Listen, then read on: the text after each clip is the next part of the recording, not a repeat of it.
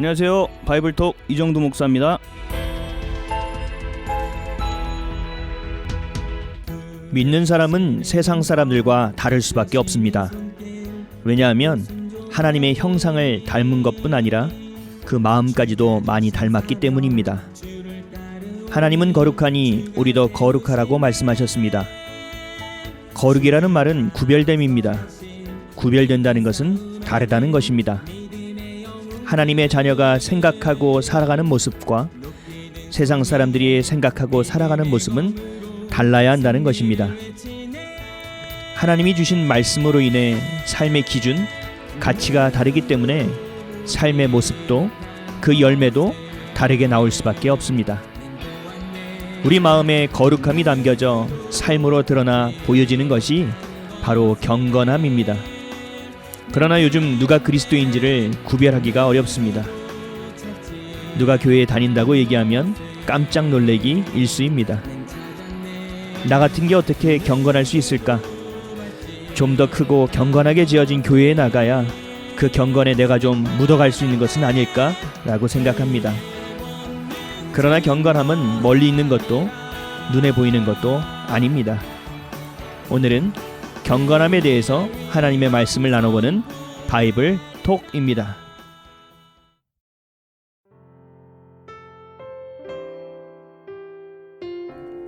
오래전 아버지가 과일 노점을 하실 때 일입니다.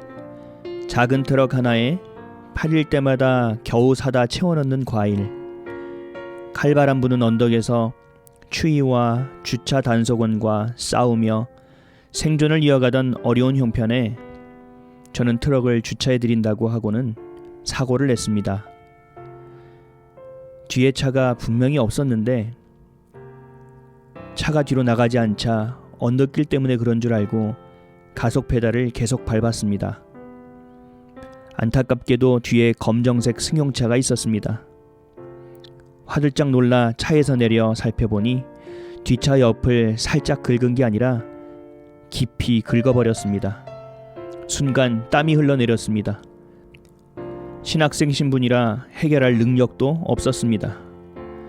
문제는 이걸 본 사람이 아무도 없었다는 것입니다. 주변을 살펴보니 CCTV조차 없었습니다. 그래서 갈등했습니다. 그 앞에서 갈등하며 몇 초와 같은 10여 분을 보냈습니다. 한참을 고민하다 차 주인에게 전화를 했습니다. 차 주인은 사고 났다는 소식을 듣자마자 짜증과 불만을 가득 쏟아놓고 보험사에 연락하고 수리 중 차를 렌트하기까지 하겠다며 난감하게 했습니다. 집에서는 보험료율이 올라갈 거라며 걱정했습니다. 괜히 솔직하게 얘기했다고 생각했습니다. 스스로에게 대책 없다며 자책했습니다.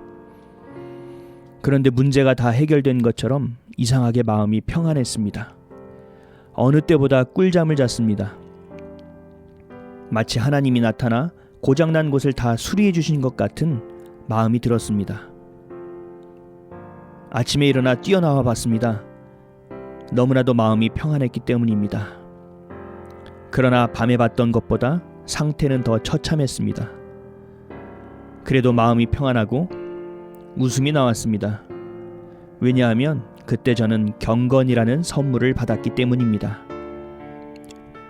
D.L. 무디는 경건이란 아무도 보지 않을 때 당신의 모습이라고 했습니다. 아무도 내가 그리스도인인지 모르는 일상생활에서 하나님의 말씀을 붙잡고 그 말씀으로 살아내는 것, 그 모습이 경건입니다. 크건 작건 관계없습니다. 그렇게 살아내고 있는지 아닌지가 관건입니다. 그리스도인으로 거듭나는 가장 기초적인 훈련이 바로 경건 훈련인 것입니다. 경건할 때 환경과 관계없이 놀라운 평안함이, 자유함이 나를 덮는 것을 경험했습니다. 말이 아닌 삶의 경건함이 있는 오늘 되시기를 예수 그리스도의 이름으로 기도드립니다. 오늘의 성경 말씀입니다. 누구든지 스스로 경건하다 생각하며 자기 혀를 재갈 물리지 아니하고 자기 마음을 속이면 이 사람의 경건은 헛것이라. 야고보서 1장 26절 말씀. 아멘. 여러분은 지금 사랑과 기쁨을 온 세상에 전하는 라디오 조이와 함께하고 계십니다. 찬양 듣겠습니다. 강명식이 부릅니다. 흠 없는 경건. 구별되는 경건한 삶 되세요. 샬롬.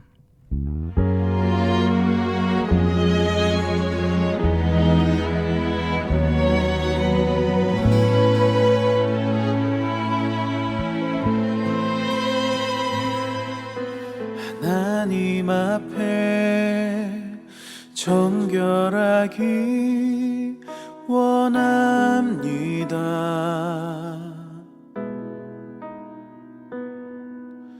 내 안에 육체의 소욕이 가득하니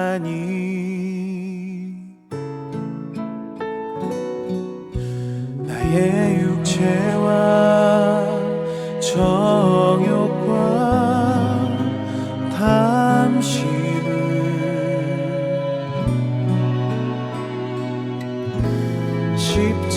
십자가에 남김없이 못 박습니다.